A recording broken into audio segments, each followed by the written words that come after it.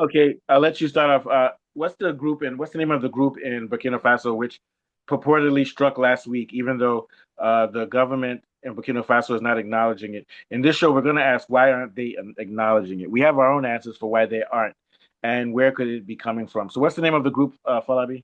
Yeah, they're called Jamaat Nasri Islam wal Muslimin. Short is Okay, JNIM. Acronym is JNIM. okay, JNIM. Okay, Yes. so apparently they struck last week at a base in the northern part of Burkina Faso. What region was it? Yeah, some northern part of Burkina Faso, Yeah, so they Dago. struck, It's called, and it's a military base in Dago. yeah, I think they killed between 50 to 100 50 from the report. soldiers were killed. Yeah, and the government of Burkina Faso hasn't acknowledged it, and it's come out from the news. So we have to ask ourselves: do we believe that it really happened? Let's assume that it did happen. I'm gonna say that it did happen. Why do you think the government is not? If it did happen, why aren't they acknowledging it or releasing it to the press? I think the answer is obvious, but I just want to see what you say. Yeah, Yeah, basically, I feel they say suspected. Nobody has really yeah, investigated and found out that it's the JNIM that did it. But yeah. basically,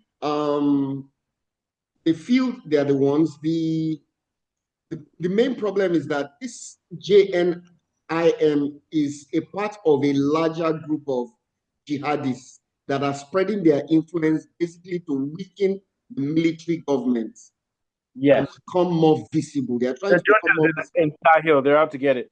And so here's my point. So this group, they recently they've attacked other parts of the Sahel. They've attacked other parts of Burkina Faso. They've attacked Mali. They've attacked Niger.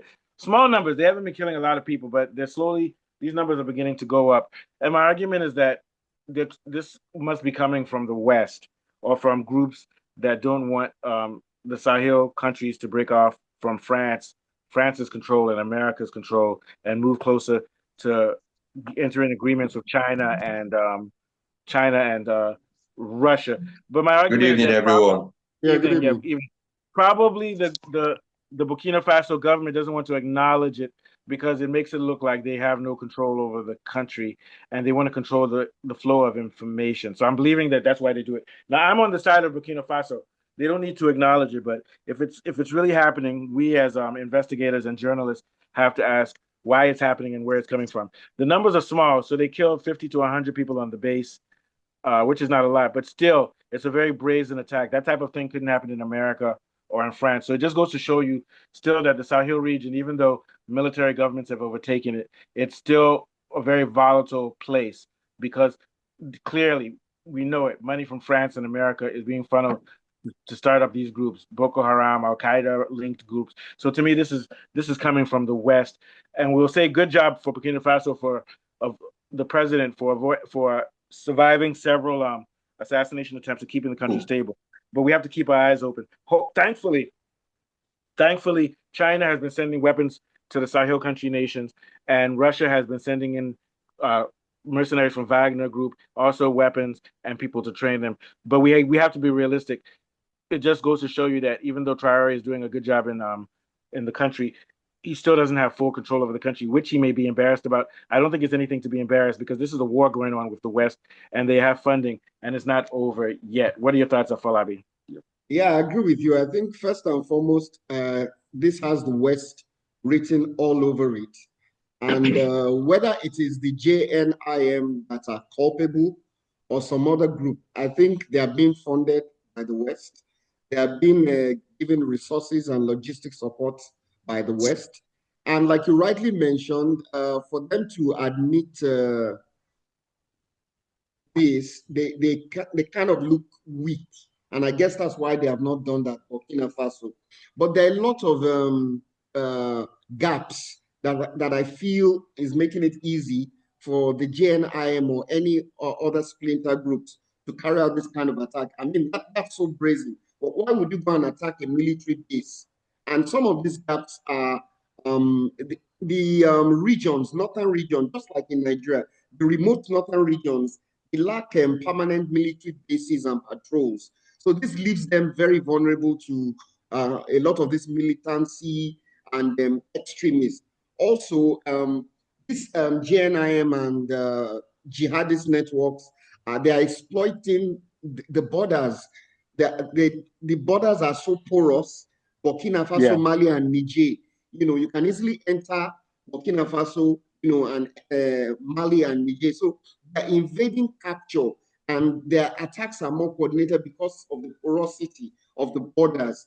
And then you see it even in the northern border of Nigeria too. Sorry, yeah. Yes, just like the northern border of Nigeria too.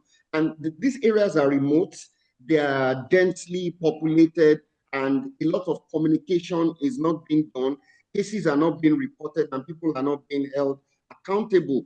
And also, if you look at Burkina Faso too, the political instability there has not really helped them. It's just now that they have a semblance of some kind of stability. So they've had to change leadership. And so it makes the terrorist and splinter groups a little bit more emboldened with this kind of arrangement. Also, if you look at the people in the northern part of this place, infrastructure is poor, there's unemployment, and there's a lack of services. So it makes people susceptible to joining extremist recruitment. And that just makes the problem a little bit more difficult for the leadership of the country. It's a bit more difficult for them to manage. I agree. What are your thoughts, Mr. Warif? We're talking about what's going on with Burkina Faso with that strike on the military base, where 50 to 100, I think the number is 50 were killed. 50, yeah. Well, you see, if it's Nigeria was okay, we've been having this type of attacks. But on Burkina Faso, just attacking their this military base, you ask yourself, what's the main issue of attacking this military base? The military guys did not go after them. So it begin to create, what's it called? Eyebrows or something to begin to wonder, what is the reason for this attack? What are they fighting over? You see, the European countries or whoever that is fighting, causing all these things, they know they know what Africans can do. So they don't want these African countries to have their say, or maybe whatever thing they are benefiting from Africa, maybe like from Burkina Faso now, and the president is not making them get this. They just want to make that place a war zone so that it will become no-go area. And like what yourself and Mr. Falabi said, they'll be sponsoring these guys, and not just sponsoring them, they'll be giving them high-tech equipment, high-tech security that they can use to overcome. And meanwhile, if the African countries like Burkina Faso, they don't have enough people to supply them, they cannot withstand those guys.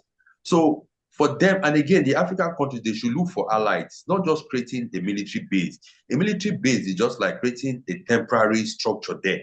They should, they should try and make it a full armored barracks, whereby you have the combined squad, both the army, air force, navy, and so on, and even the local vigilante. And they need to militarize their police so that where the army is, there's militarized police in these villages. And again, the military, the what's it called, the government, because right now you don't even know who to trust. You don't know who is on the side of the government or who is on the against the government.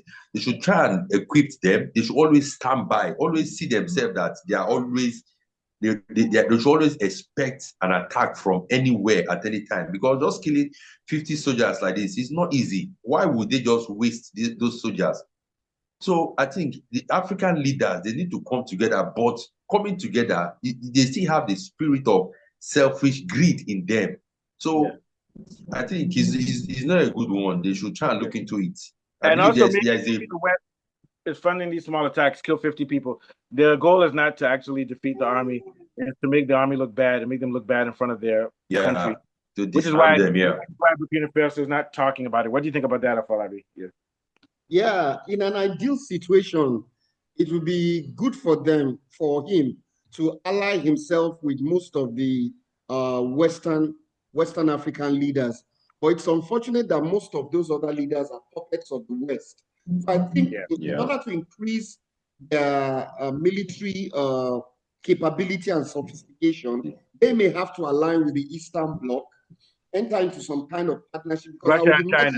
Russia and China. I would imagine if they had more soldiers that were expertly trained, this kind of thing would not happen. It's a game of numbers, the military. Yeah, and they need intelligence, satellite support. intelligence and all those Yes, things. high tech. Intelligence. So But I think they're going to enter that with Russia and China. It's just going to take exactly. time. So they need alliances like that to make their military capabilities more sophisticated. They need a lot of intel. They need to invest in technology, and basically they need to train more of their military, because I mean this is too brazen. Why would you go to a military base and attack and kill 50 soldiers? It shows For that no reason. even If the you just, jihadists notice that there are gaps that can be exploited. So they yeah, can't do it on their own. They need to align and also once the yeah. economy gets going, once they start making money from their minerals, they can use that money to even improve their defense systems and things like that. Exactly, exactly. So we'll wish them good luck. Okay, let's